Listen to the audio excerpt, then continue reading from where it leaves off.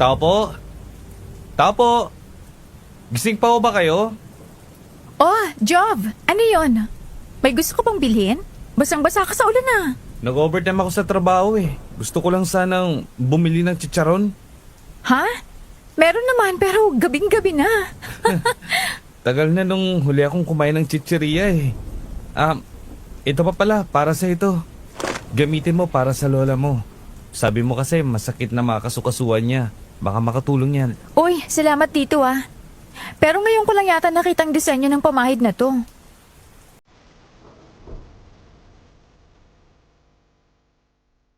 Saan kaya nabili ni Giovanni ang pamahid na binigay niya kay Aya? Paano kung halimbawa ang pamahid na yon ang magiging dahilan para gumaan ang pakiramdam ng lola mo pero may kaakibat na responsibilidad itong dala? Kung nais niyo po na malaman kung ano yun, halina at pakinggan ang bago nating kwento. Magandang araw po, Sir Jupiter. Tawagin niyo na lang po ako sa pangalang Aya. Ako po ay nandito para ibahagi sa inyo ang kwento naming maglola nung siya ay nabubuhay pa.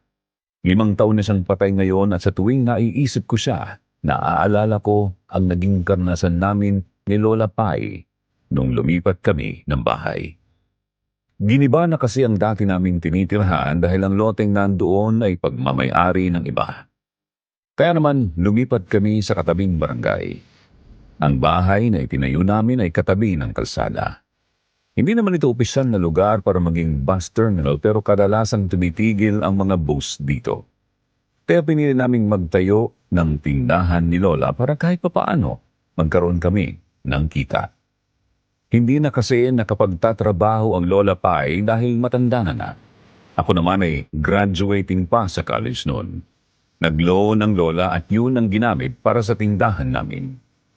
Ang palaging hinahanap ng mga customer namin ay chicharon, kaya naman halos mapuno na rin ng chicharon ang mga paninda namin.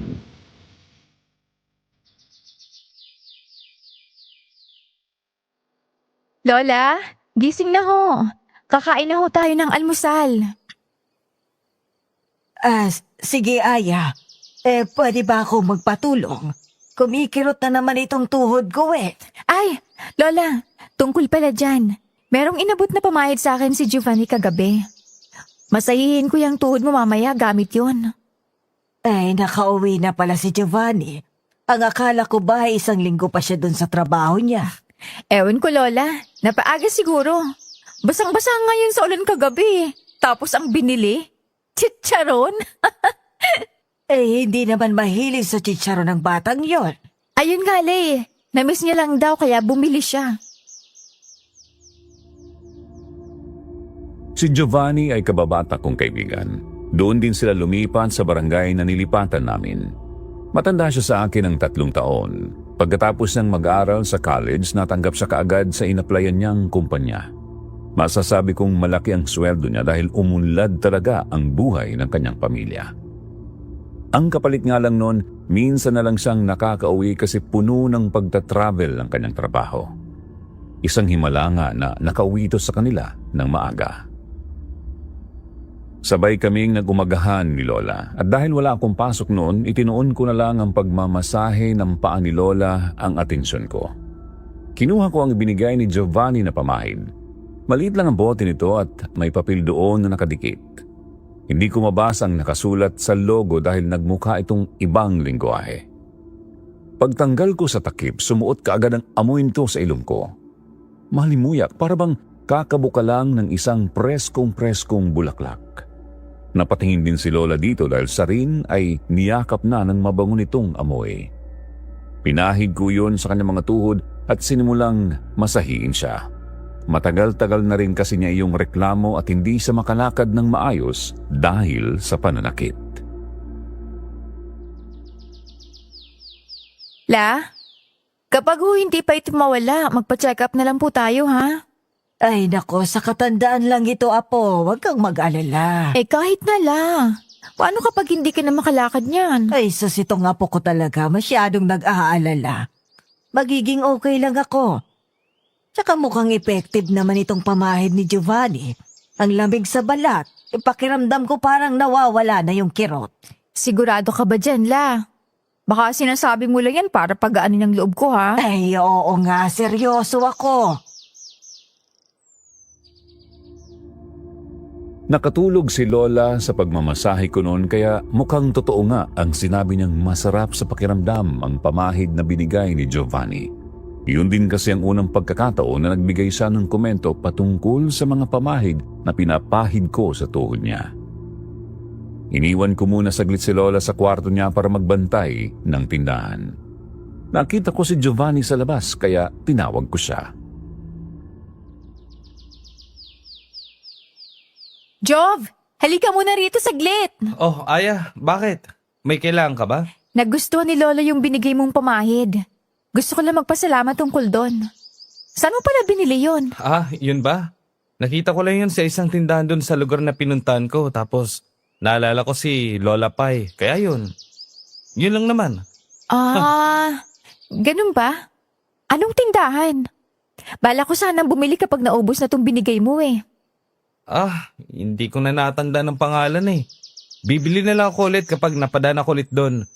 Alis na muna ako ah. May inutos lang sa akin si Mama. Nagmadaling umalis noon si Giovanni ni hindi man lang niya hinintay na makasagot ako. Hindi ko na lang yung inisip pa ng may bus na pumarada. Kaagad akong lumabas at binitbit ng mga chicharon. Lumapit kaagad ako sa bintana ng bus at nagsimulang magbenta. Gusto ko nga ring pumasok noon pero hindi pa ganoon kalakas ang loob ko para gawin din yung ibang ginagawa ng mga nagtitinda. Mayroon pa rin namang bumibili kahit nasa bintana lang ako.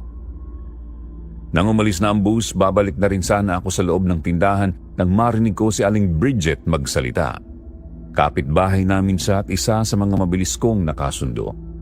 Kagaya ko, nagtitinda rin siya pero mga kakanin ang kanyang binibenta. Naku, ano naman ang mga usapan na yan? Kung saan na dumating. Ang alin ho? Narinig mo ba yung tungkol sa isang batang babae na bigla-bigla raw nagpapakita sa gabi? Ha? Yung bulto daw ng nabiktima ng naaksidenteng sasakyan nung nakaraan? Oo. Narinig ko sa isa sa mga pasahero kanina nag-uusap sila. Habang bumabiyahe raw sila kanina, may napansin daw silang bata doon banda sa kalsada kung saan nangyaring banggaan. Talaga po? Baka taga rito lang yung batang nakita nila. Tsaka umagang-umaga kaya, imposibleng may multo ng ganitong oras. Aba, sino bang may sabing sa gabi lang lumalabas sa mga multo? Hindi natin alam, Aya. Baka yung kausap na pala natin isa ng multo. Napaisip naman ako sa sinabi ni Aling Bridget noon.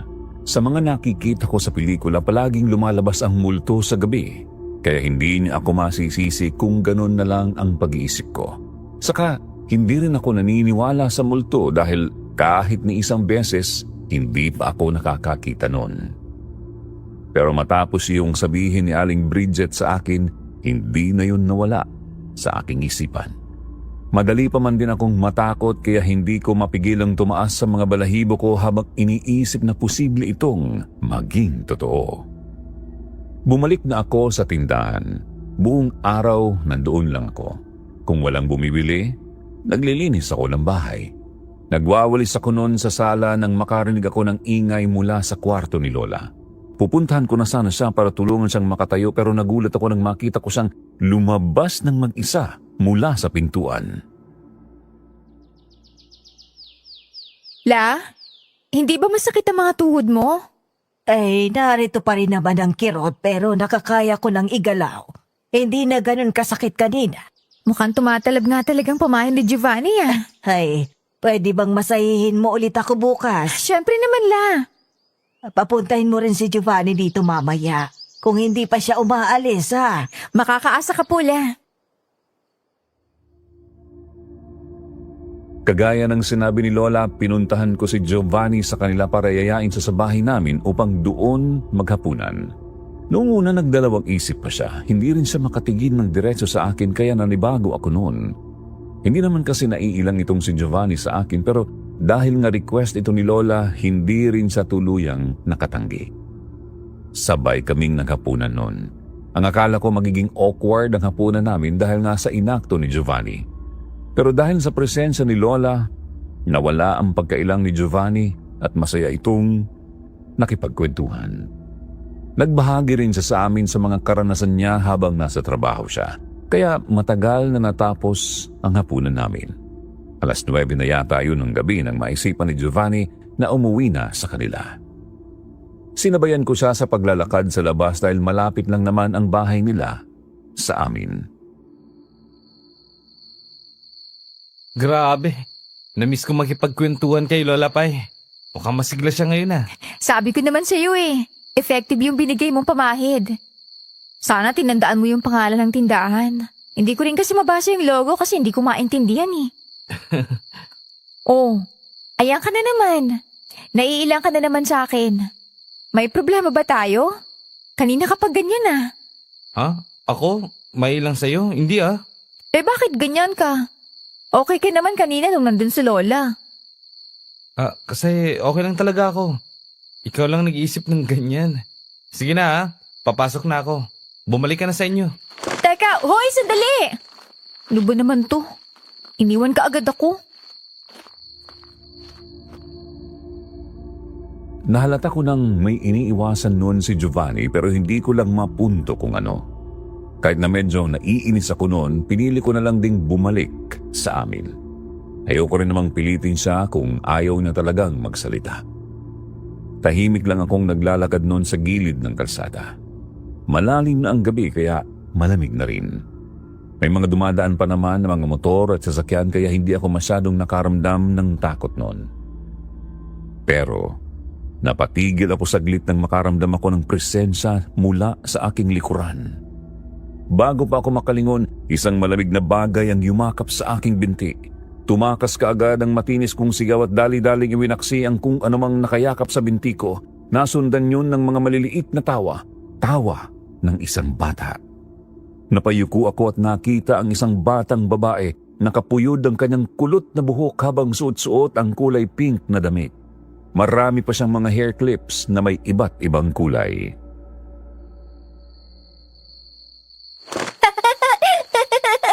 Si ate, magugulatin. Sino kang bata ka? Ba't nandito ka pa sa labas? Ay, gabi na. Bukas pa ako uuwi, ate. Gusto ko lang po sanang makita kayo Ha? Anong ibig mong sabihin? Alam mo ba, ate? May bibisita ko sa bahay nyo. Malapit na silang dumating. Sino? Ano bang sinasabi mo? Tinawanan lang ako ng bata pagkatapos kong itanong yon.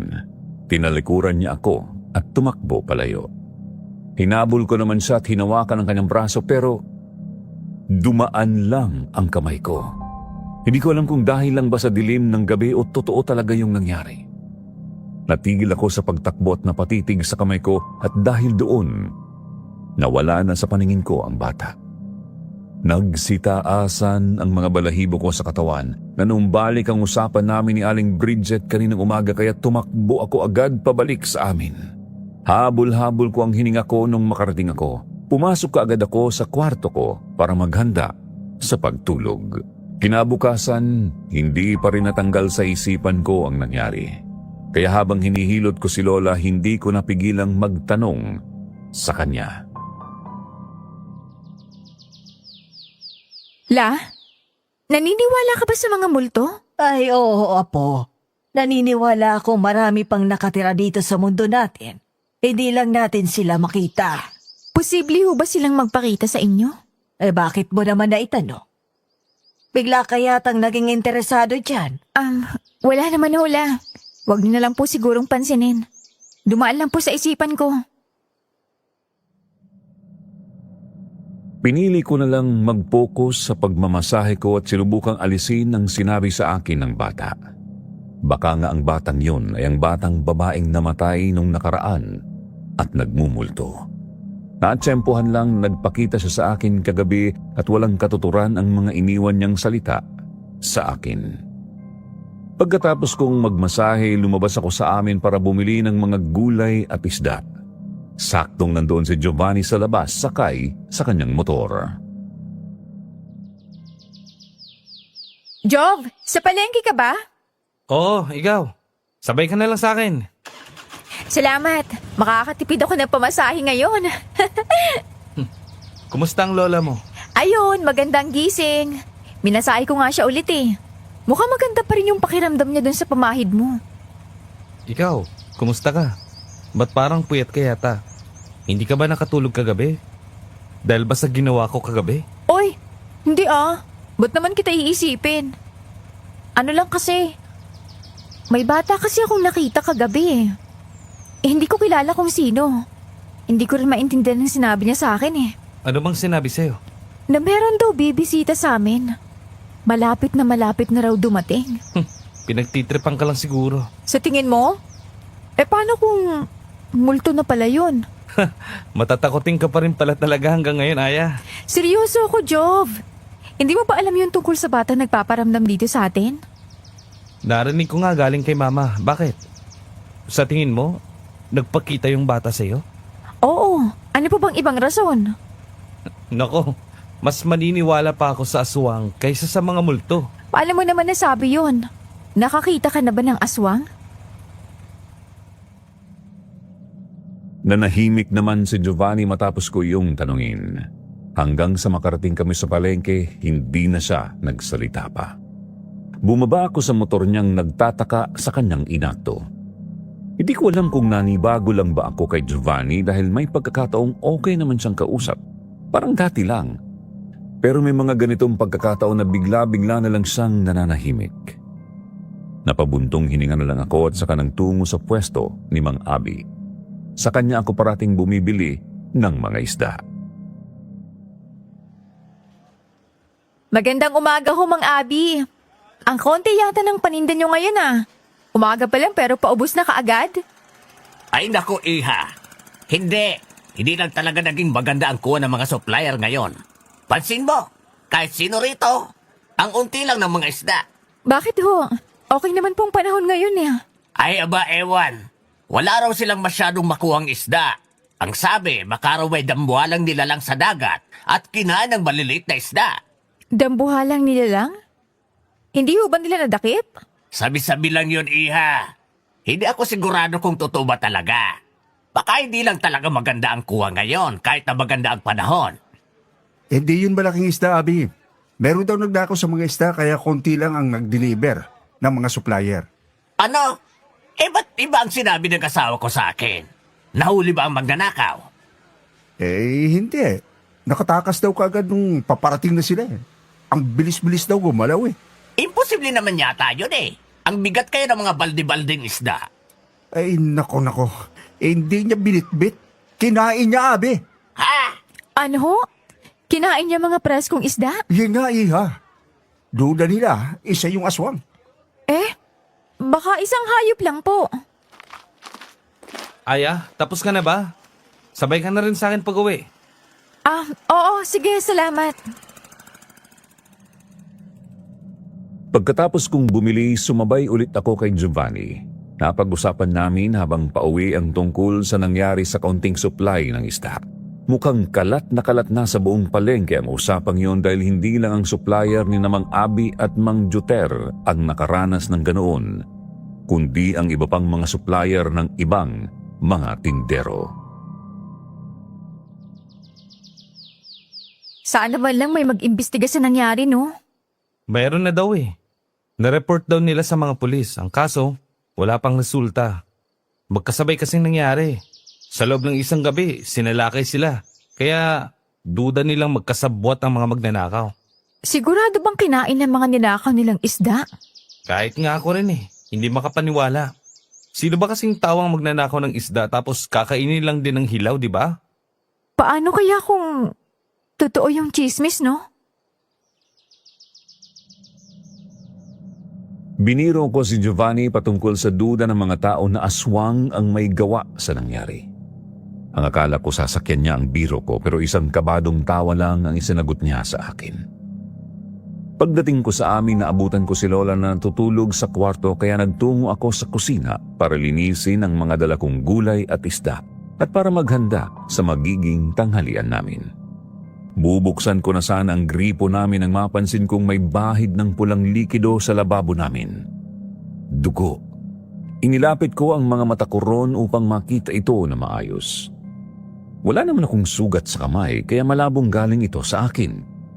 Hindi rin galing sa mga isda dahil hindi ko pa naman yon nailabas sa supot. Bigla akong kinabahan kaya pinuntahan ko si Lola.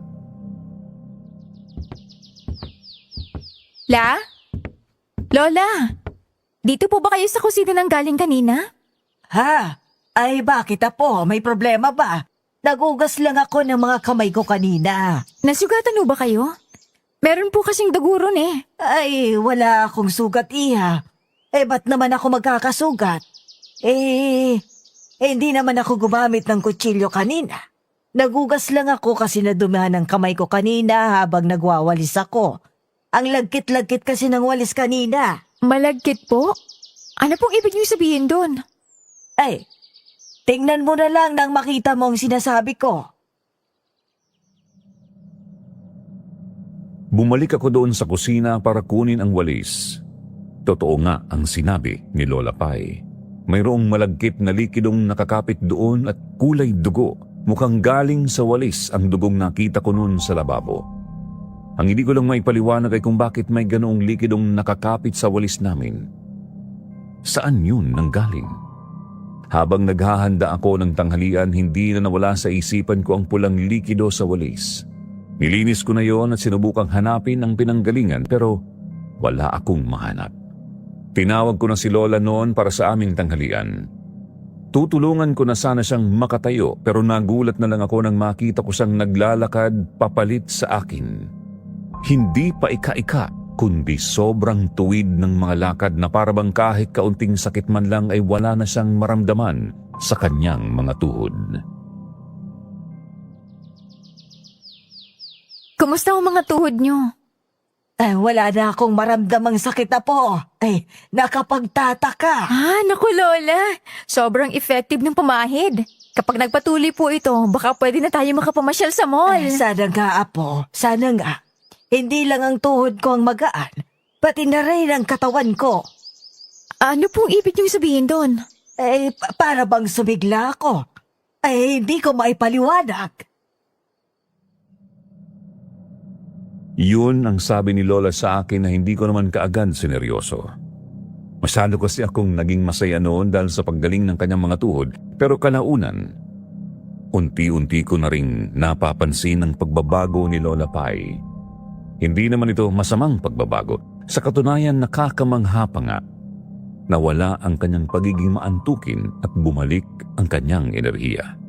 Palagi niya akong tinutulungan sa gawaing bahay. Sinubukan ko siyang pigilan pero pinapagalitan naman niya ako dahil nabuburyong daw siya kapag wala siyang ginagawa. Minsan pa nga pati pagluluto siya na rin ang gumagawa. Hindi lang yun kundi pati ang lakas ni Lola Pai bumalik din.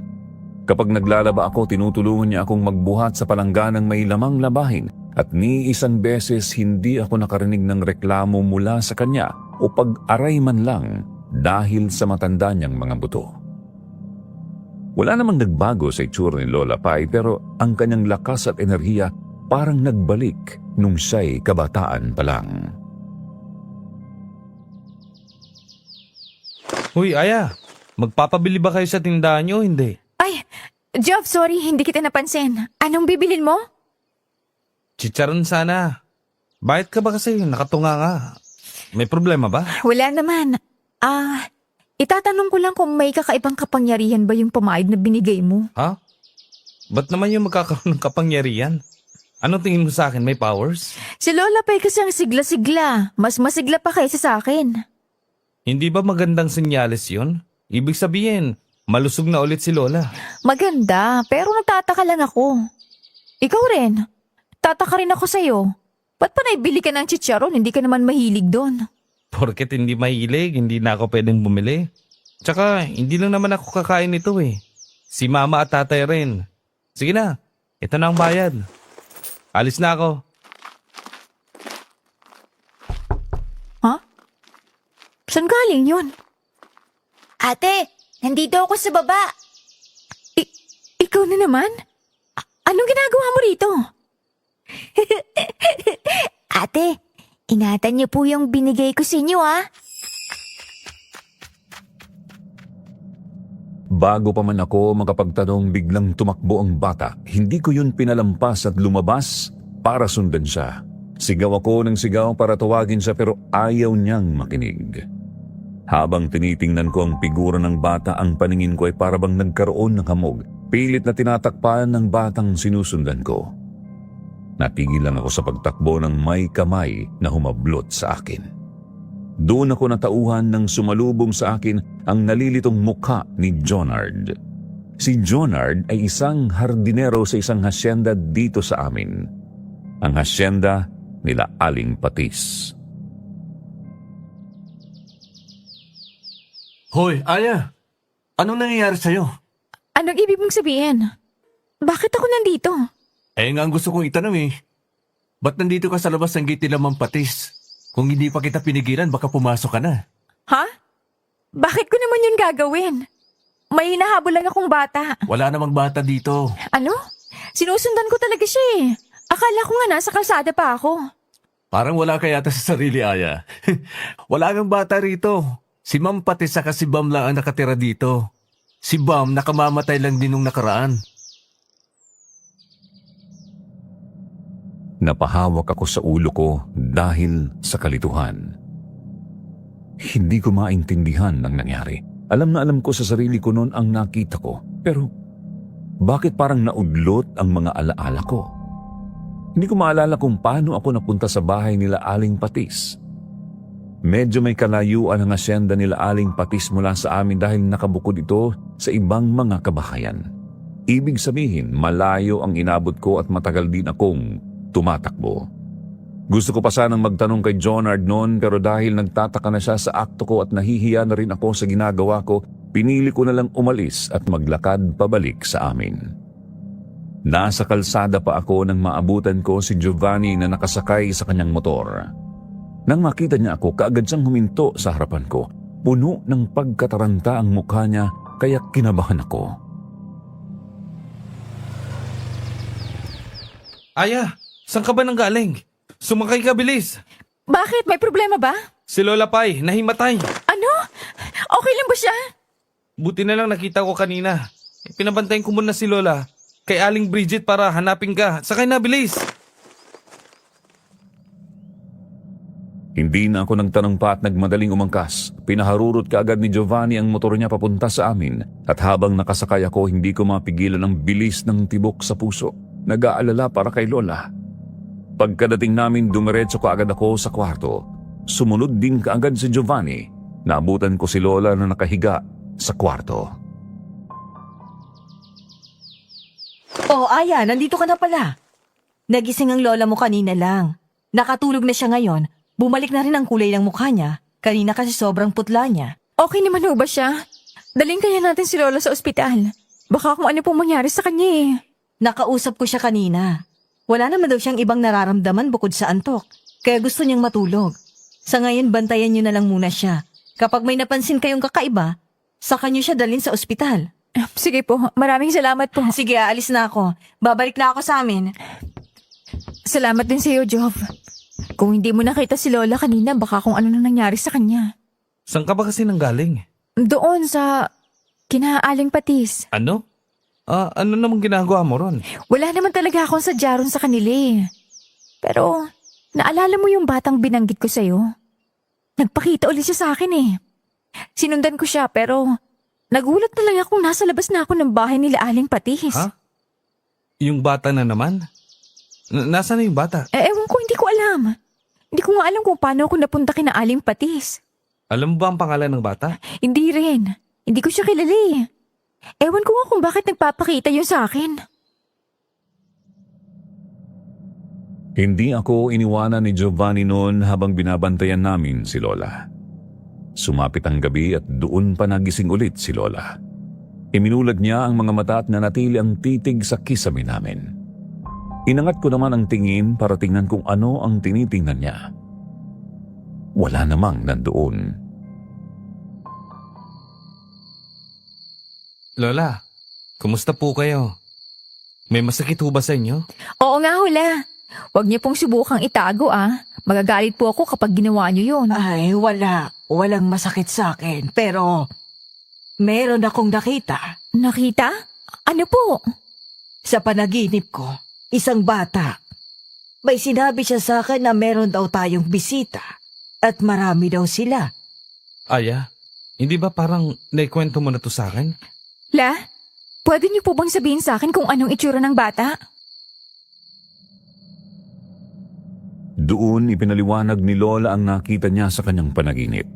Napasinghap ako nang tumugma ang kanyang deskripsyon sa batang nagpakita rin sa akin. Pati ang mga bilin nito sa kanya ay katulad ng sa akin. Ano nangyayari, Jom? Hindi ko maintindihan. Kumalma ka muna.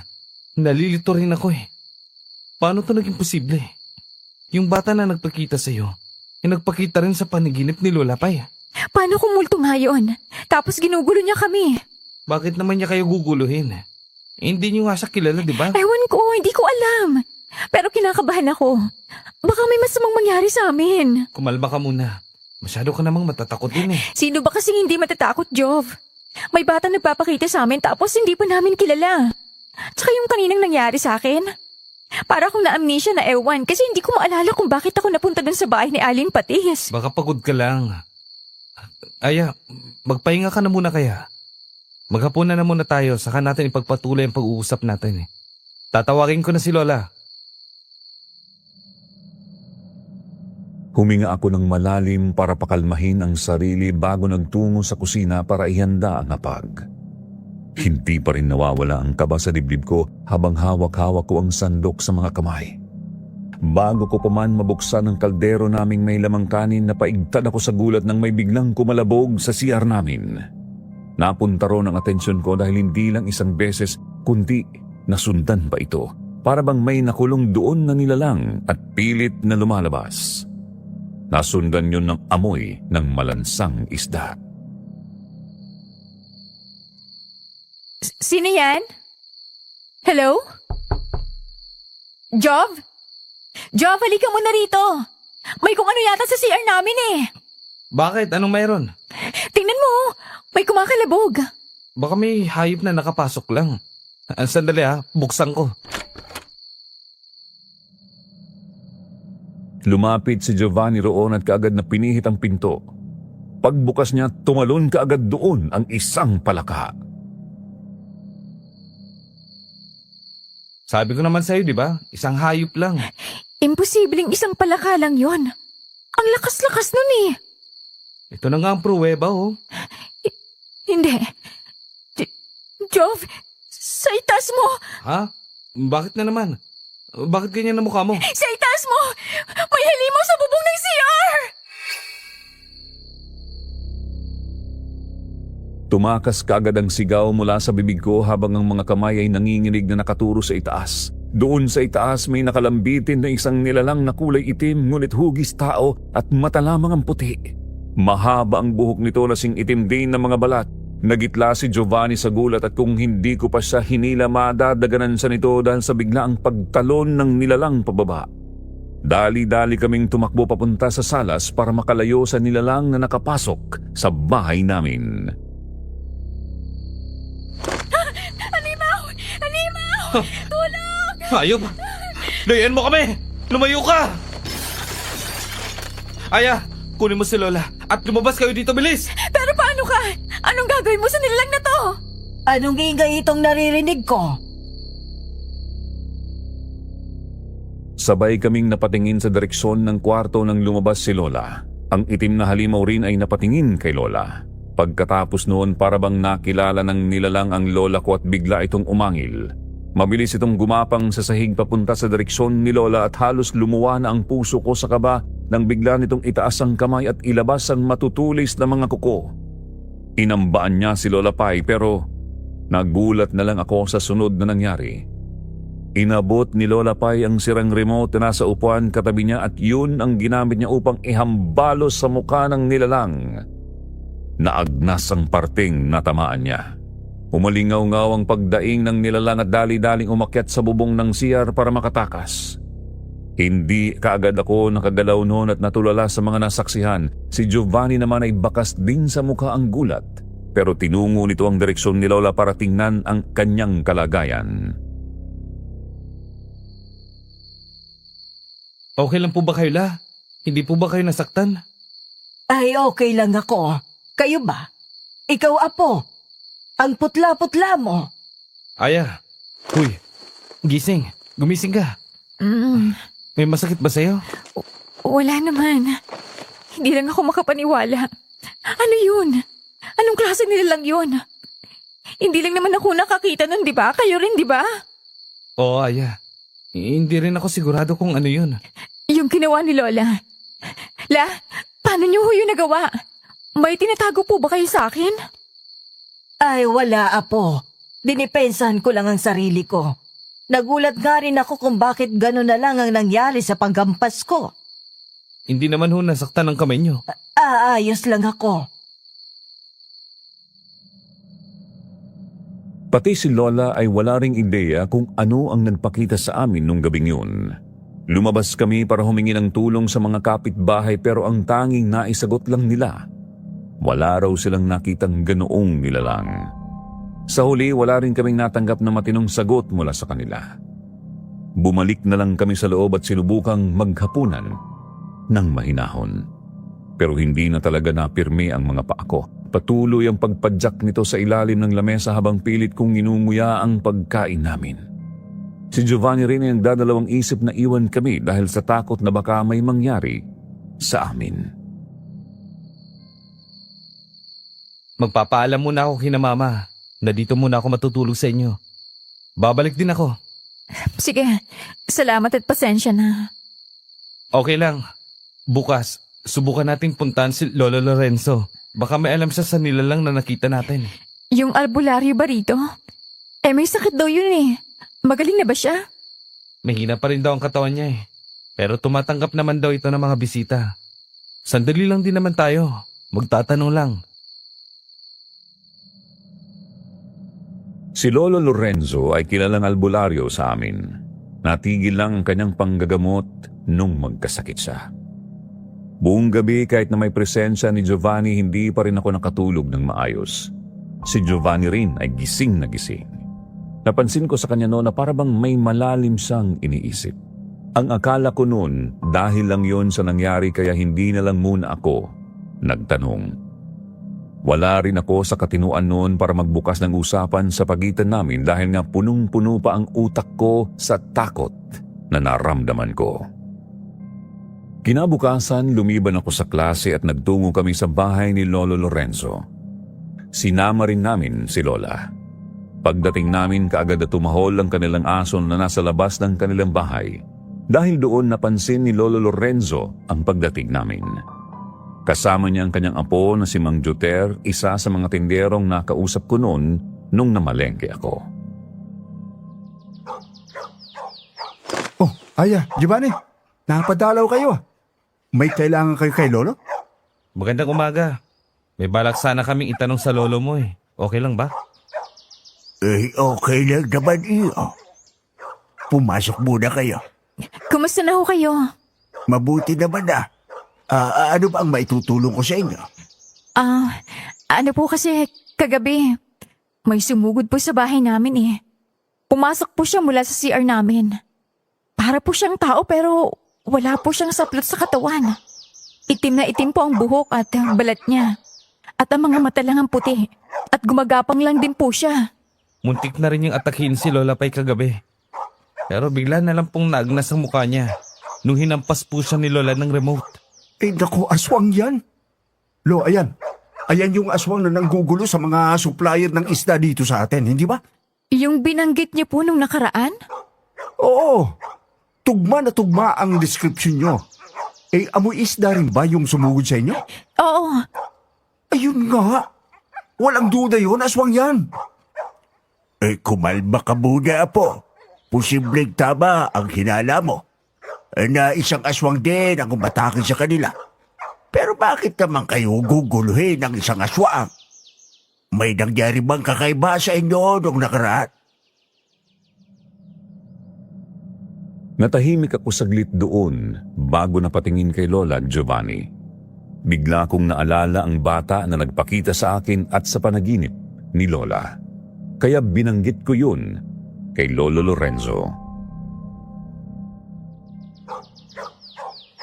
Meron bang ibinigay ang bata sa iyo? Hindi ko nga rin po maintindihan kung anong ibig po niyang sabihin doon. Wala naman po kaming natanggap eh. Iha, sa tingin ko, ang ibig sabihin ng batang nagpakita sa iyo ay isa itong pamana. Pamana po? Ano po yun? Kagaya ng kakayahan ko bilang isang albularyo. Ipinabana ito sa akin ng itay. Di ko maisip ang dahilan kung bakit iniwan sa inyo ng batang nakita nyo ang pamana. Pero mukhang ganun nga ang nangyari. Sandali lang ho. Hindi nga namin kilala yung bata. Hindi rin naman ho kami umuo sa sinabi niya. Niwala nga kaming ideya na yung palang ibig sabihin niya kung hindi niya pa po sinabi sa amin. Hindi ko rin alam kung ano ang isasagot dyan, Iha. May kakaiba ka bang mga karanasan nung nakarang bukod pa sa pagpapakita ng bata sa iyo? Wala naman po eh.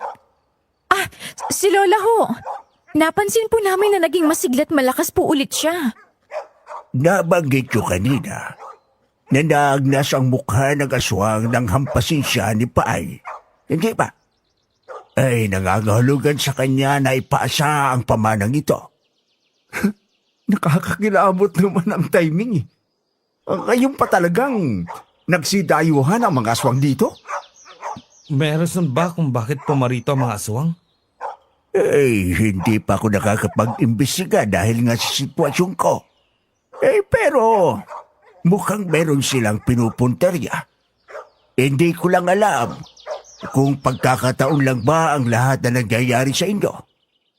Pero naman sa tingin ko, wala namang masamang balak ang bata sa inyo. Ano pong ibig niyong sabihin? Ibinigay ng bata ang pamana sa inyo na may magandang loob at umaasa siyang gagamitin niyo ito sa tama. Paano po? Ano po bang tama? Napuksain ang kung sino mang aswang na makita ninyo at tulungan ang manghihingi sa inyo ng tulong. Ang sinasabi mo ba, Lorenzo, isang kakayahan yung nangyari sa akin kagabi? Ayun nga, ang biling ko lang sa inyo ay maging alerto kayo. Sasabihan ko kayo kung sakali mang may malaman pa ako tungkol sa sitwasyon ninyo. Sandali lang po. May paraan po ba para matanggal ang pamana sa amin? Ayoko pong pumaslan ng mga aswang. Paano na lang kung mapahama kami? Pasensya na iya. Pero hindi ko pa alam kung maipapasa nyo ba ito sa iba. Nararamdaman ko ang dumadaloy mula sa lola mo. Sa tingin ko, ang makakatanggal lang nito ay ang mismong nagbigay sa inyo kung papayag siyang ipagkalob ito sa iba. Umuwi akong lalong nabagabag sa mga nangyari sa amin. Halos hindi ko paniwalaan ang mga sinabi ni Lolo Lorenzo. Hindi ko lubos maisip na ang batang yun pala ay may iniwan sa amin. At ang kakayahang yun ay ang pumaslang ng aswang. Pero bakit kami? Bakit si Lola? Ang mga tanong na yun ay paulit-ulit na gumugulo sa isipan ko hanggang sa mapunta ang atensyon ko kay Giovanni na kanina pa tahimik. Hoy, okay ka lang ba? Nagulat ka rin ba sa sinabi ni Lolo Lorenzo? Oo. Hindi rin ako makapaniwala eh. Sa tingin ko, ang makakalutas lang nito ay ang batang yon. Pero ang problema, hindi natin alam kung nasan siya. Oo nga. Wala rin tayong paraan para mahanap siya. Aya, uwi muna ako sa amin ha. Pupunta ulit ako sa inyo mamaya. Sige. Salamat, Jov. Pumasok na kami ni Lola sa aming bahay. Iniwan ko muna saglit si Lola para mag-CR sa kapitbahay namin. Hindi ko kayang gamitin ang sa amin matapos ang nangyari. Pakiramdam ko kasi noon, bigla na lang lalabas ang aswang na nagpakita sa amin kagabi. Pagkatapos kong mag-CR, dali-dali akong bumalik sa amin nang makita kong may bus na namang pumarada. Kinuha ko kaagad ang mga panindang chicharon at nagtinda. Aya, try mo kayang pumasok sa loob. Mas maganda, mas maraming bibili at makakakita sa paninda mo. Ay, hindi na po. Okay na po ako rito. Okay na bang lola mo? Opo, maraming salamat po kahapon ah. Naku, walang problema. Oh, alam Manang, may hinahanap po ba kayo? Naiwan ho ba kayo ng bus?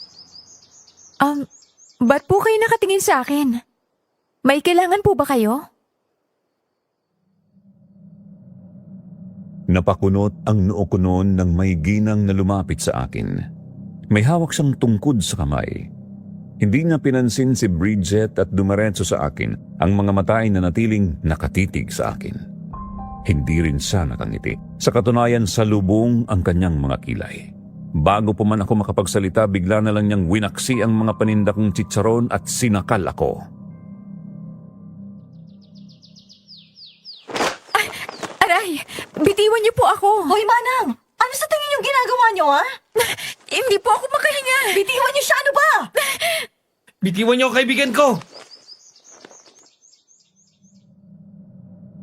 Dumating si Giovanni at dahil sa lakas niya naitulak niya palayo ang ginang sa akin.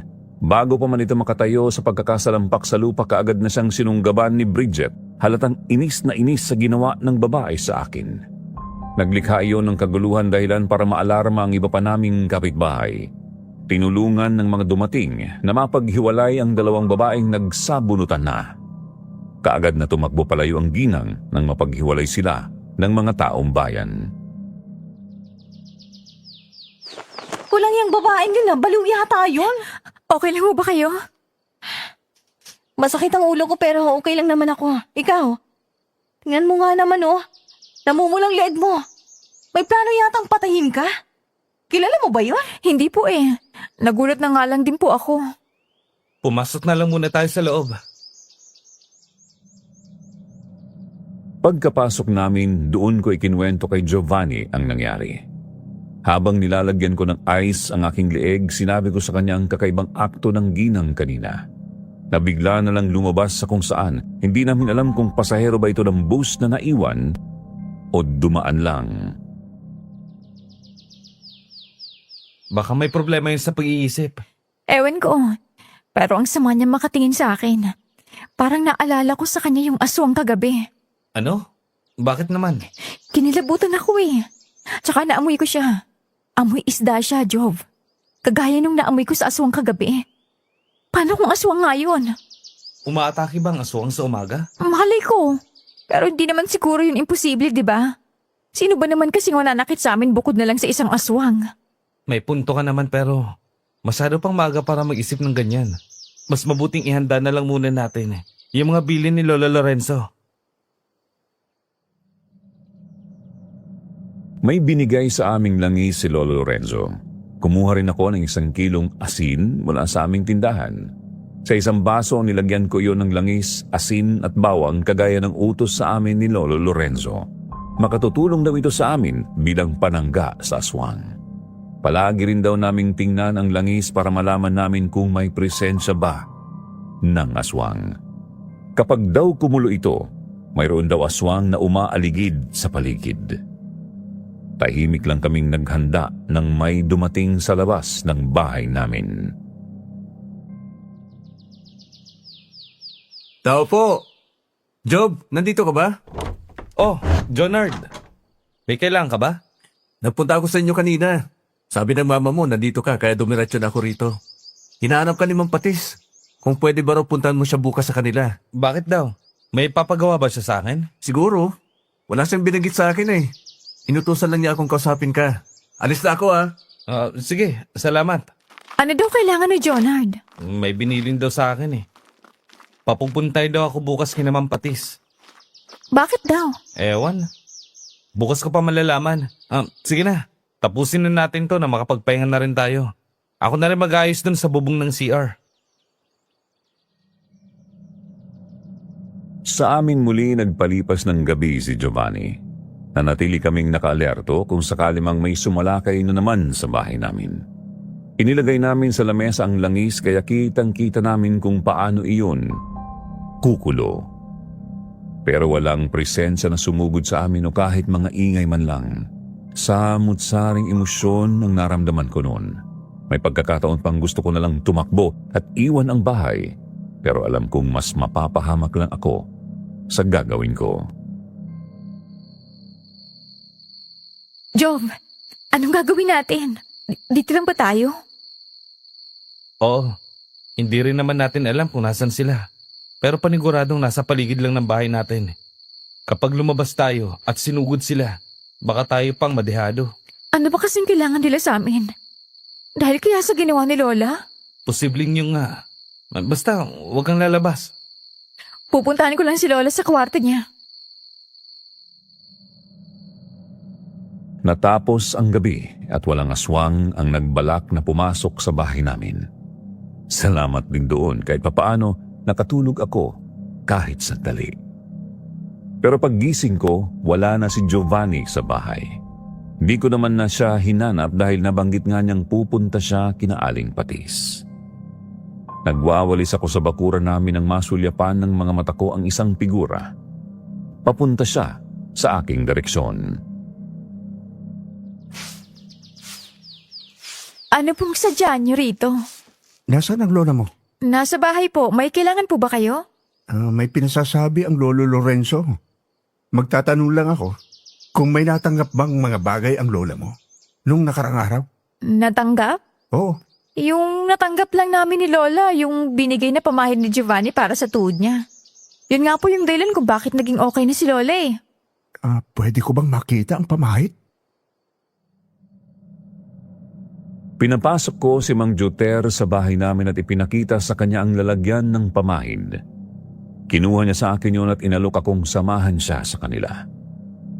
Doon niya palang daw nakita ang ganoong klaseng pamahid kaya mas mabuting dalhin ito kay Lolo Lorenzo. Pumayag naman ako. Hindi ko maipaliwanag ang kabang nararamdaman ko nang mahawakan ni Lolo Lorenzo ang pamahid. Bakas sa mukha niya ang pagkunot ng kanyang noo. Matagal din siyang napatitig doon bago bumuntong hininga at itinoon ang atensyon sa akin.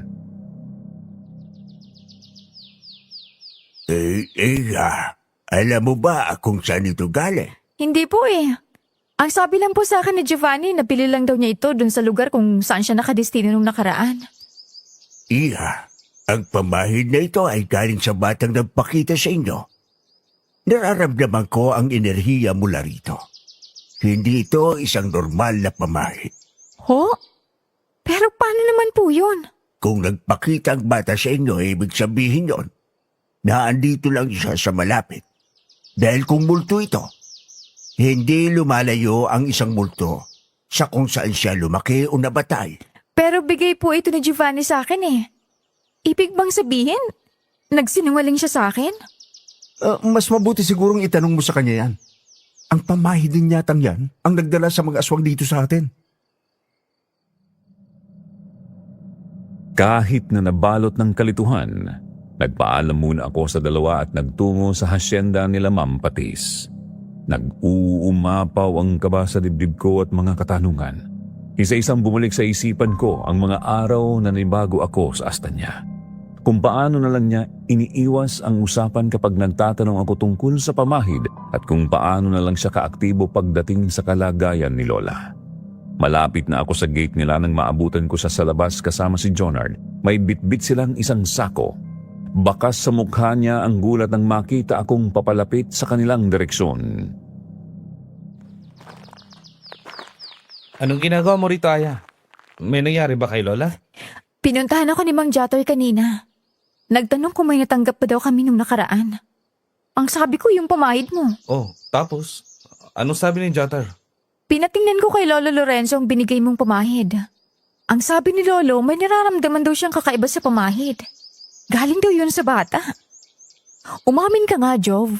Saan mo ba talaga nakuha yung pamahid? Pinagdududahan mo ba ako, Aya? Sinabi ko naman sa'yo, di ba? Doon nga sa huling lugar na napuntahan ko. Pero ang sabi ni Lolo Lorenzo, hindi raw lumalayo ang mga multo sa lugar kung saan sila nanggaling o namatay. Ibig sabihin, taga rito lang yung bata at ang pamahid na yan.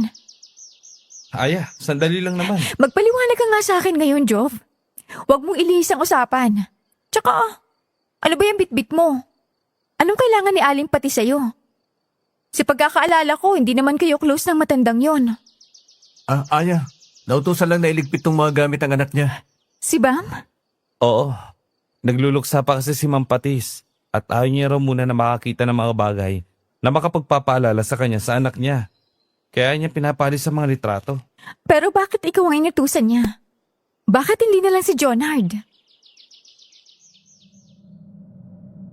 Dahil sa tanong kong yon, natahimik si Giovanni. Iniwasan niya ang aking tingin na parabang nag-iisip ng tamang rason para hindi na ako magtanong pang muli. Pero dahil doon tumaas lang ang suspetsa ko, nahahalata ko nang may tinatago talaga siya sa akin. Napunta roon sa sako ang aking atensyon. Ewan ko ba pero parang may bumubulong sa akin na buksan yun. Lumapit ako at aabutin na sana yun pero kaagad yung iniwas ni Giovanni. Sandali lang, Aya. Bakit, Jov? Tinitingnan ko lang naman itong mga litrato. Hindi ba pwede? Bawal ba makita ko? Wala naman kaming tinatago rito. Job, titingnan lang daw ni Aya. Hindi na. Ba't mo pa titingnan? Ba't ayaw mong ipakita? Gusto ko lang makita. Ibigay mo na. Ano ba, Aya? Huwag ka na magpumili. Paano kung may babasag dito? Ano ba? Bitiwan mo nga sa ako? Ano to? Dahil sa pag-aagawan namin nahulog ang iilang photo frame at nabasag. Doon ko nasilayan ang litrato ni Boom. Minsan ko lang nakita si Boom nung kakalipat lang namin dito. Hindi lang ako nabigyan ng pagkakataong makausap siya. Bukod sa magkaibang estado ng buhay, minsan lang din siyang lumabas sa kanila. Nagulat na lang din kami na namayapa na pala si Boom. Hindi namin alam kung ano ang ikinamatay niya. Kaagad na inabot ko ang litrato upang matikigan itong mabuti. Litrato yun ni Boom nung siya ay bata pa. At ang litratong hawak ko ay katulad ng batang nakita ko. Kaagad ko yung nabitiwan ng manginig ang mga kamay ko. Si Boom ang batang nagpakita sa akin.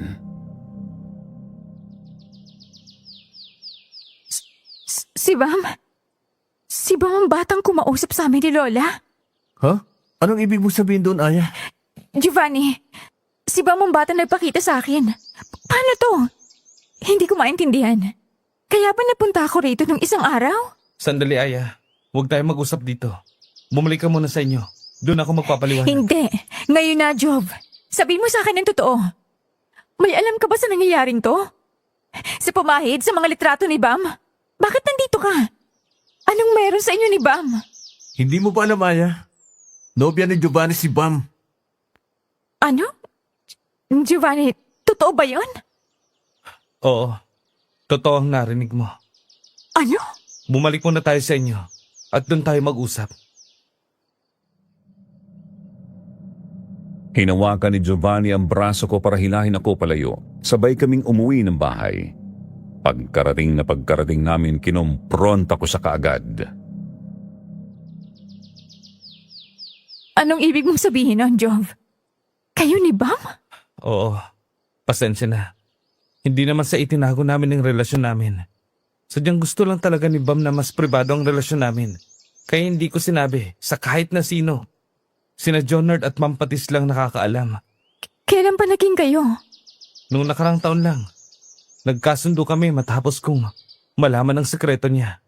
Tapos ayun, naging malapit kami. Hindi ko nga rin inaasahan na mawawala siya sa akin kaagad. Pero, bakit wala ka nung araw na inilibing siya? Dahil hindi ko kayang harapin si Bam. Hindi ko napanindigan ang pangako sa kanya. Ang pamahid na binigay ko sa iyo, nung gabing yun, totoong kay Bam yung galing. Ano? So may alam ka na talaga simula pa lang at hindi mo man lang sinabi sa amin? Pasensya na, Aya. Gustong ipamana ni Bam sa akin ang kakayahan niya pero hindi ko kaya. Natatakot ako. Kaya ako ipinasa sa inyo ang responsibilidad. Pasensya na. Pasensya na talaga. Responsibilidad na ano? Na manugis ng aswang, ganun ba? Oo. Ang totoo niyan, matagal nang gumagawa ng ritual si Bam. Pangontra sa aswang. Itinago niya ito bilang sekreto. At yun ang hindi ko sinasadyang malaman. Pero bakit? Hindi ko maisip na ganung tao pala si Bam, na may tinatago pala siya. Palagi ang sinasabi sa akin na may aswang daw dito sa atin. Marami. Yun din daw ang dahilan kung bakit hindi na nakauwi pa ang papa niya.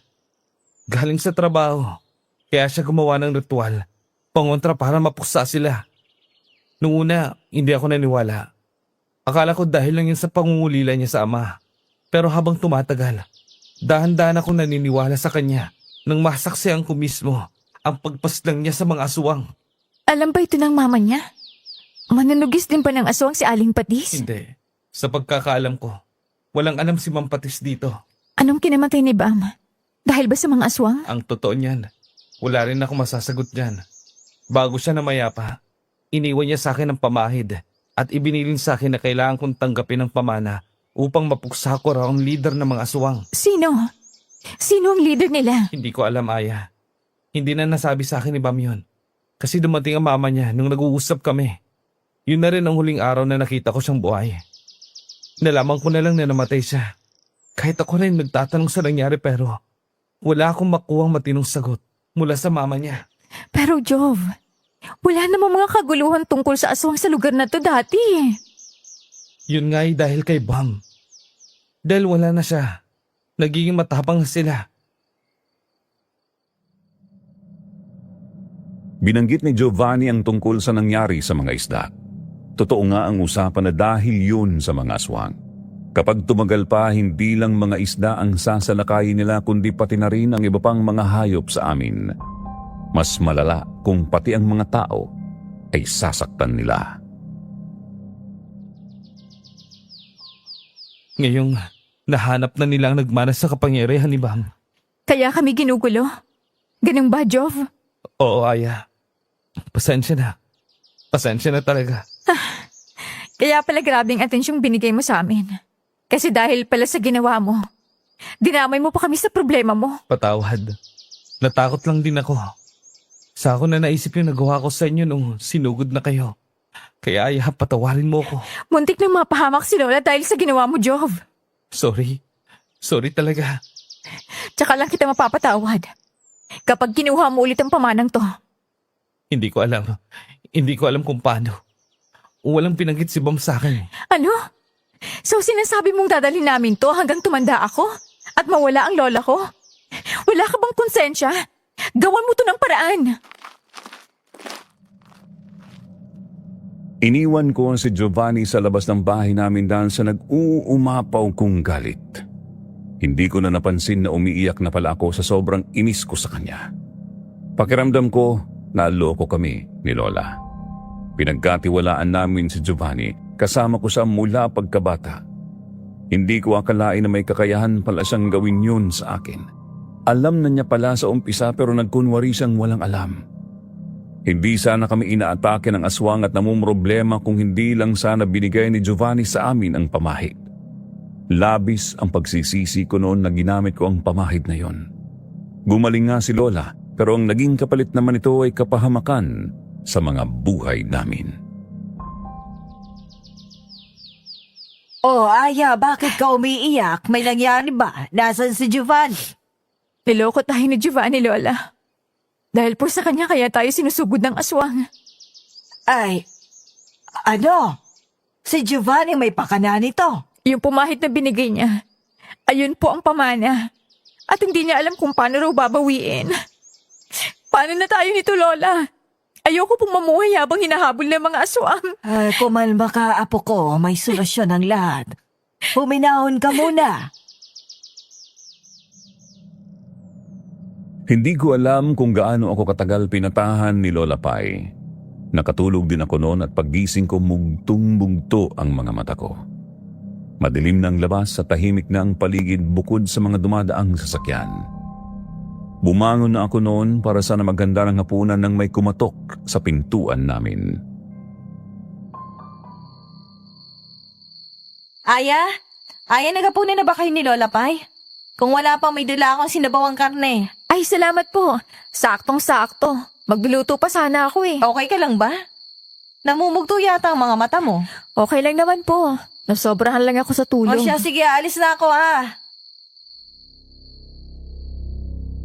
Tatalikod na sana si Aling Bridget nang may mapansin ako sa kanyang likuran.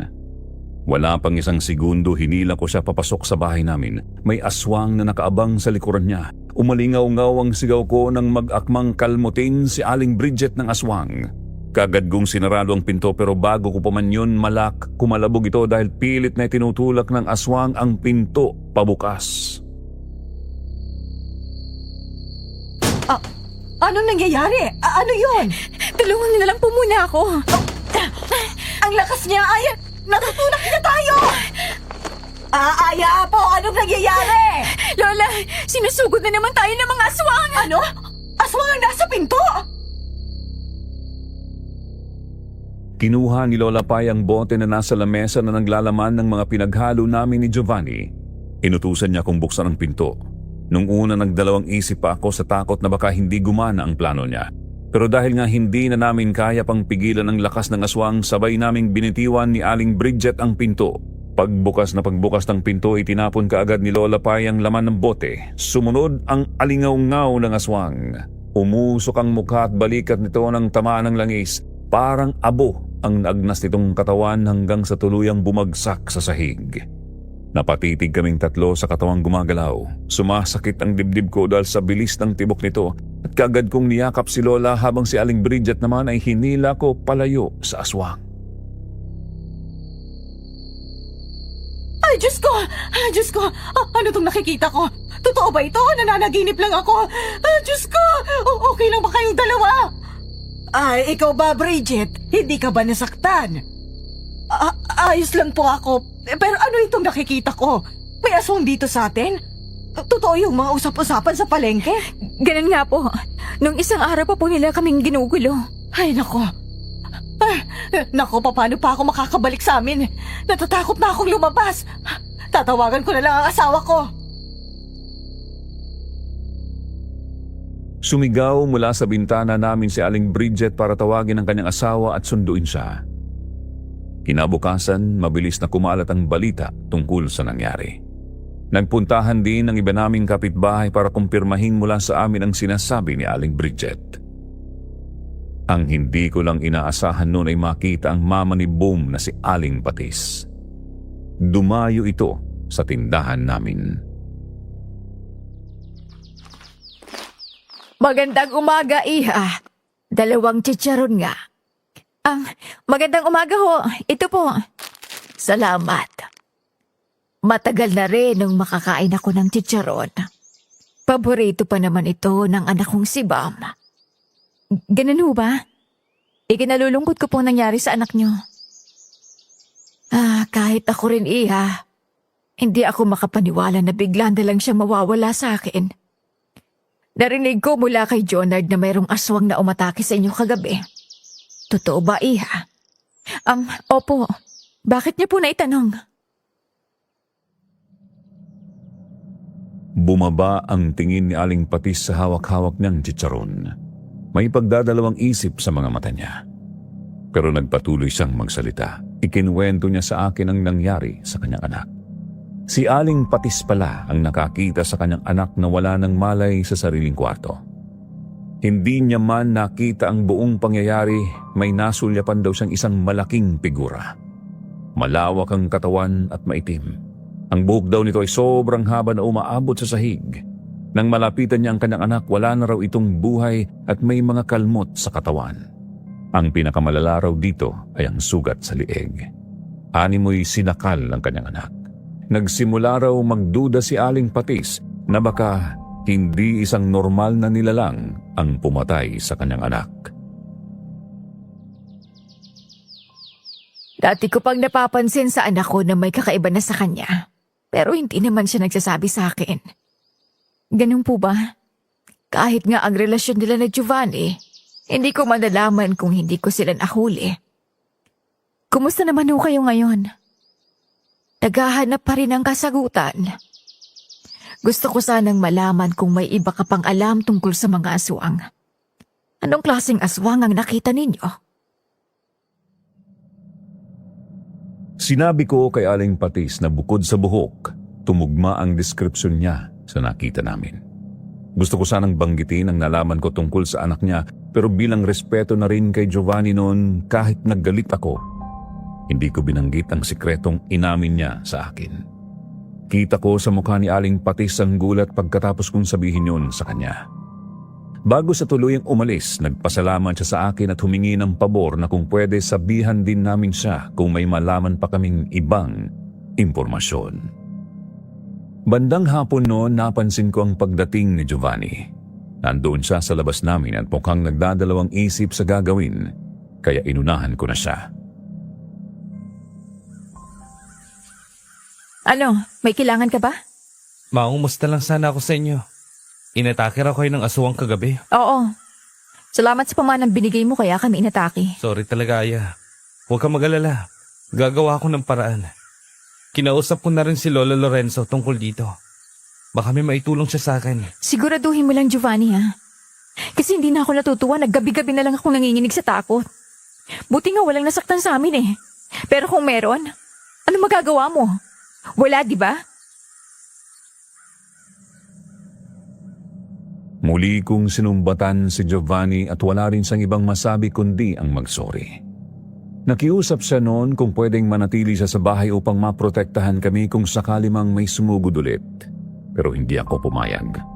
Lumalamang ang galit ko sa kanya. Ang nangyari, doon na lang siya kina Aling Bridget na katabi lang sa amin na natili para mabantayan pa rin kami kahit papaano. Dahil sa pagkalat ng chismis, naging alerto din ang mga kapitbahay namin kahit na yung ibang skeptical ay hindi pa rin nagpakampante. Hindi mo ba talaga papapasukin si Giovanni dito, Apo? Lola, alam mo naman ang ginawa niya sa atin tapos papapasukin ko pa siya rito. Nagpaliwanag naman siya sa'yo, hindi ba? Hayaan mo na lang sigurong bumawi. Wala na rin naman tayong magagawa kundi tanggapin na muna ito sa ngayon hanggat wala pang paraan para matanggal ito sa atin. Kahit nala. Isipin mo ito, Iha. Kahit pa wala sa atin ang pamana, hindi pa rin mawawala ang mga aswang. Manggugulo at manggugulo pa rin sila sa atin dito.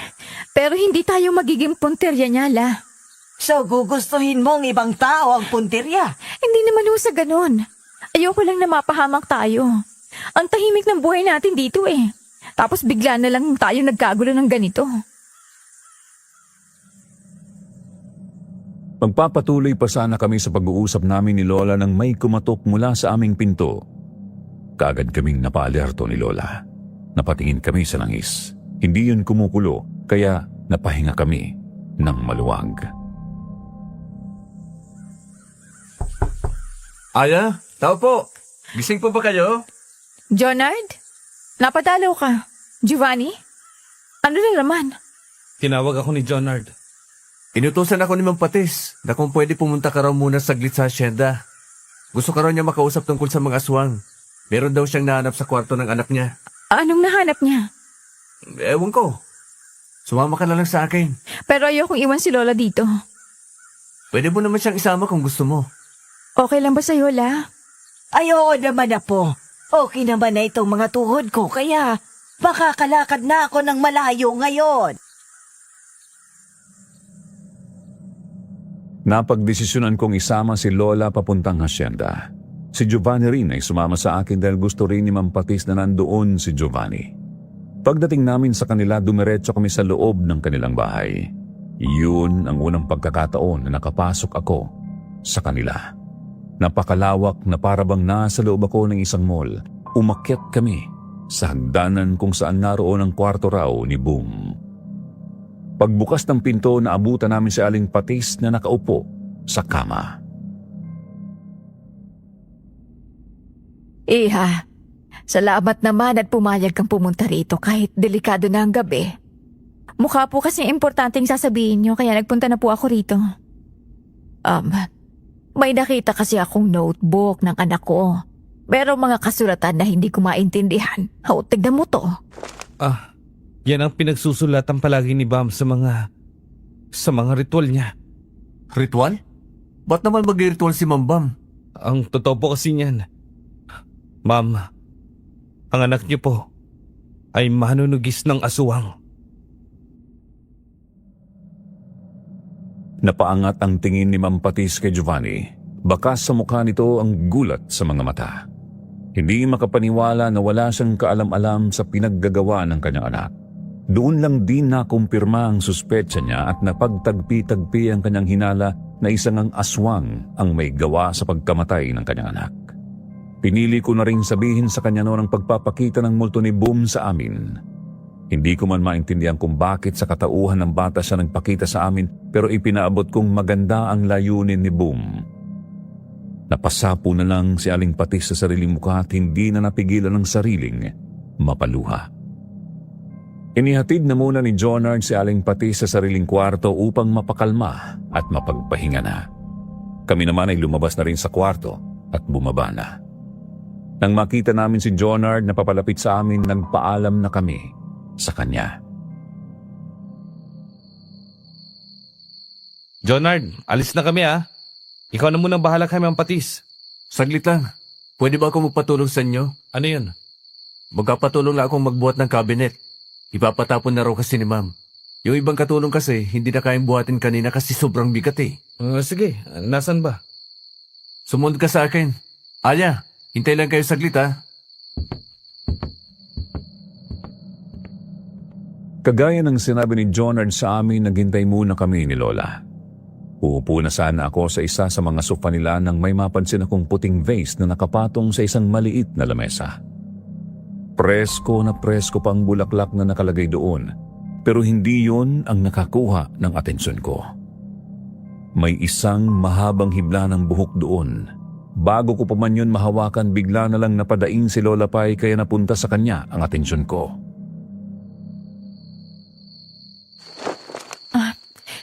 La, ano pong problema? Ay, apo, ang tuhod ko bigla na lang kumirot. Ano po? Maupo po muna kayo saglit. Gusto niyo bang masayahin ko? Ay, hindi na. Medyo humuhupa na rin naman ang sakit. Bigla na lang kasing kumirot nung hawakan ko ito eh. Ano to, La? Ba't nasa yung notebook ni Bam? Nandun lang to sa kwarto niya. Ay, hindi ko alam, Iha. Nakita ko lang ito dito sa upuan. Tatawagin nga sana kita. Napuno ng katanungan ang isipan ko kung paano napunta ang notebook sa ibaba. Hindi kaya may ibang notebook na parehas lang ng laman o may kababalaghang nangyari kaya andito ang notebook na puno ng mga ritual. Hindi ko yun ginalaw sa takot na baka may mangyari at inuna ko munang asikasuhin si Lola. Kumusta ho? Masakit pa rin ba? Ay, hindi naman na, Iha, pero pwede mo ba akong ikuha ng tubig? Medyo nauuhaw ako eh. Wala pa sila, Jonard eh. Hindi ba tayo pagagalitan nito? Ay, ganun ba? Ay, matagal pa ba sila? Hindi ko po alam, La. Magpapaalam na lang ako. Dito ka muna, La, ha?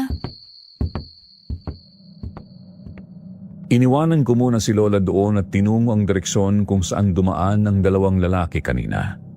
Muntik pa akong madulas dahil sa kintab ng kanilang sahig na nakatiles. Napatigil ako sa paglalakad nang may pumasok na amoy sa ilong ko. Amoy ng malansang isda. Nanggagaling yun sa kusina. Binaling ko ang atensyon ko roon at naglakad papuntang kusina. Naabutan kong mayroon ngang nakasalampak na isda sa lababo. Presko pa ito na baramang kakabili lang kaya hindi ko maintindihan kung bakit inilagay lang ng basta-basta ito at hindi man lang ipinasok sa refrigerator. Kaya ang ginawa ko, hinugasan ko ang mga isda at kumuha ko ng Tupperware para ilagay roon ang mga isda. Habang ginagawa ko yun, hindi pa rin nawawala ang malansang amoy na naamoy ko kanina. Sa katunayan, tumapang pa nga. Hinanap ko kung saan yun nanggagaling hanggang sa mapadpad ang sarili ko sa maliit na basurahan. Doon, punong-puno ng iba't ibang laman loob ng isda. Napatakip ako sa ilong ko at dali-daling lumabas para hanapin na ang dalawang lalaki. Tuluyan na akong nakalabas at napunta sa hardin. Sisigaw na sana ako para tawagin sila pero naunahan ako. Umalingaw-ngaw ang sigaw ni Giovanni. Ha! Lumayo ka sa akin! Job? Job, ano nangyayari? Bakit kasi may sigaw? Aya! Sa likuran mo! May aswang! Ano? Taray! Ang braso ko! Duguan ang braso mo! Tumayo ka, bilis! Sa tingin nyo ba, makakaalis pa kayo rito? Boses ni Jonard! Jonard, huwag mong sabihin ikaw ang aswang. Habang hawak-hawak ako ni Giovanni sa kanyang mga bisig, napako ang tingin ko sa dambuhalang nilalang na nasa harapan namin. Kumabog ng mabilis ang tibok ng puso ko at kaagad na namuo ang pawis sa noo, dulot na rin ng sakit ng pagkakalmot niya sa akin. Katulad ito sa deskripsyon na ibinigay sa akin ni Aling Patis. Ang aswang na pumatay kay Boom ay si Jonard. Kayo pala talaga ang iniwanan ng kakayahan ng babaeng yun. Hayop ka, Jonard. Paano mo nagawa sa amin to? Bakit mo kami nilinlang? Nilinlang! Tahimik akong namumuhay rito. At ang mga kalay ko, kung hindi lang dahil sa babaeng yun. Bakit kailangan niya pa kaming paslangin? Hindi ko pinakailaman ang pamilya nila. Pero bakit pinili niyang maging kalaban namin? Huwag kang magkunwaring inosente. Sinabi sa akin ni Bam na isang aswang daw ang dahilan kung bakit nawala ang ama niya at hindi na nakita pa. Yun ang dahilan kung bakit niya piniling paslangin kayo. Wala akong pakialam sa sinasabi mo. Dahil mamamatay na kayo ngayong gabi.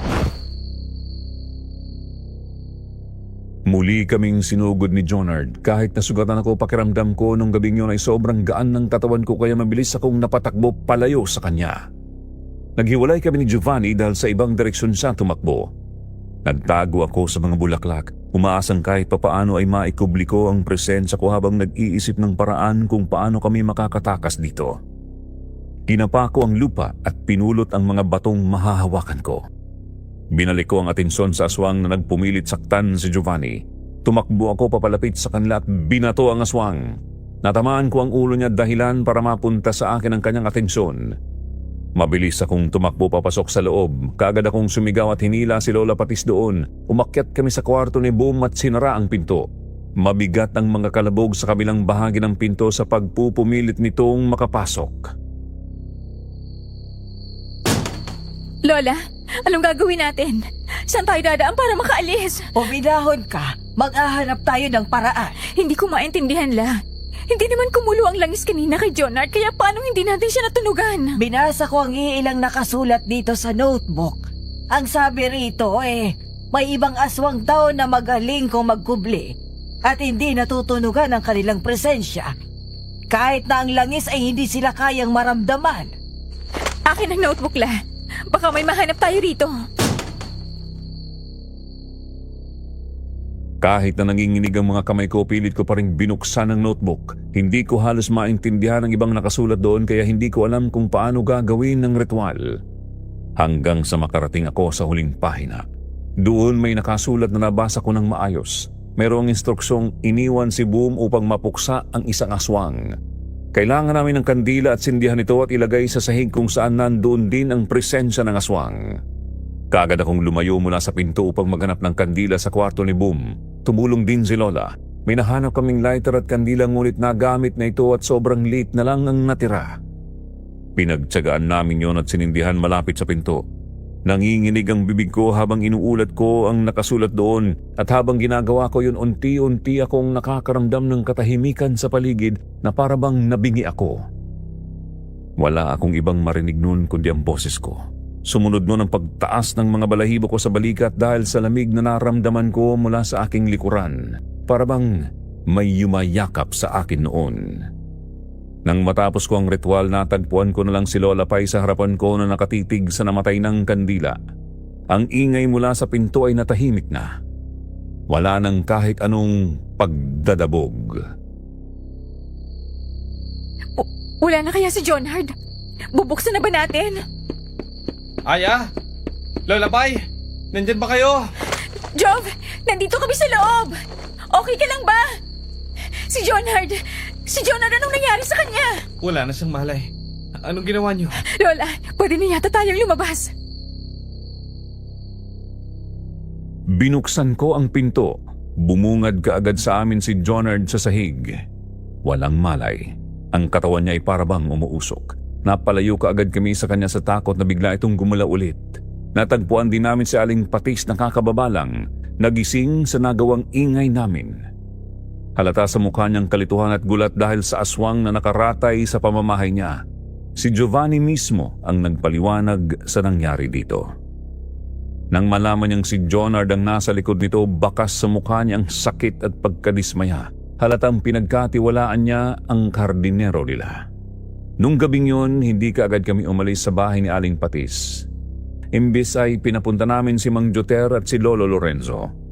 Si Lolo Lorenzo ang gumamot sa sugat ko habang ikinikwento namin sa kanya ang buong nangyari. Dahil sa ritual na ginawa mo kaya nakaratay ngayon si Jonard. Opo, mukhang siya po ang leader nila dahil nabanggit niya po kanina na may nasasakupan siya. Aatakihin pa rin po ba kami ng mga tauhan niya? Wala na ang leader nila. Kaya malabong magiging agresibo sila. Pero hindi nangangahulugan noon, hindi na sila sasalakay ulit. Pero huwag kang mag-alala, Iha. Kami na ang bahala rito. Bumalik na rin ang lakas ko at kaya ko nang tumanggap ng ganitong trabaho. Pero po, nasa amin pa rin po ang pamana ni Bam. Pinakausapan ko si Bam. Nakausap ko ang kanyang kaluluwa. Dahil pala sa kanya kung bakit wala akong matanggap na kaso ng aswang dito sa atin. Dahil sa kanyang pagpoprotekta sa lugar na ito. Diling ko sa kanyang ipasa na lang ito sa akin nang masuklean ko ang kanyang serbisyo. Ibig po bang sabihin nito? Ako na ang hahawak sa pamana ni Bam. Tuluyang tumulo ang mga luhang kanina ko pa pinipigilan matapos kong marinig yun. Nakaramdam ako ng ginhawa sa ibinalita sa amin ni Lolo Lorenzo. Kinabukasan noon nagpunta sa amin si Lolo Lorenzo para gawin ang ritual ng pagpapasa. Hindi na rin ibinalik pa ni Lolo Lorenzo ang pamahid sa amin. Wala naman kaming problema roon basta ang mahalaga. Mawala sa amin ang bigat ng responsibilidad sa pagiging isang manunugis ng aswang. Pero ang naging kapalit din noon ay ang pagbalik sa dating sitwasyon ng katawan ni Lola. Nawala ang kanyang sigla at enerhiya. Bumalik ang kanyang pagiging maantukin. At higit sa lahat, bumalik ang kirot sa kanyang tuhod.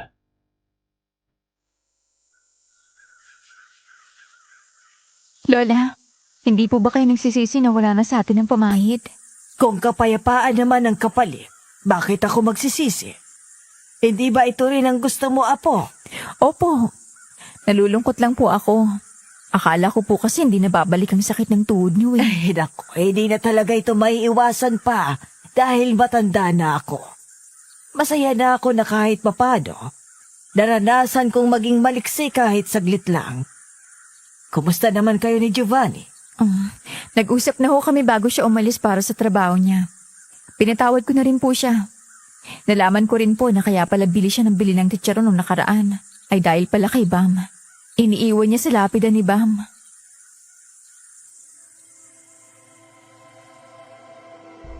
Simula noon, hindi na nagpakita sa amin si Boom. Mayroon pa rin kaming naririnig na mga usap-usapan ng pag-atake ng aswang pero hindi na kami dinalaw pa ng mga nilalang na ito. Hindi ko lubos maisip na nagawa namin yung lampasan ni Lola Pai. Nakakakilabot ang mga pangyayaring yun at hindi ko hinihiling maranasan yun ulit. Pero kahit papaano, nagpapasalamat ako dahil naibsan ang pagiging matatakotin ko. Hindi na ako ganoon kabilis na magitla o mataranta. Hanggang dito na lang din po ang aking kwento. Maraming salamat po sa mga nakinig hanggang dulo.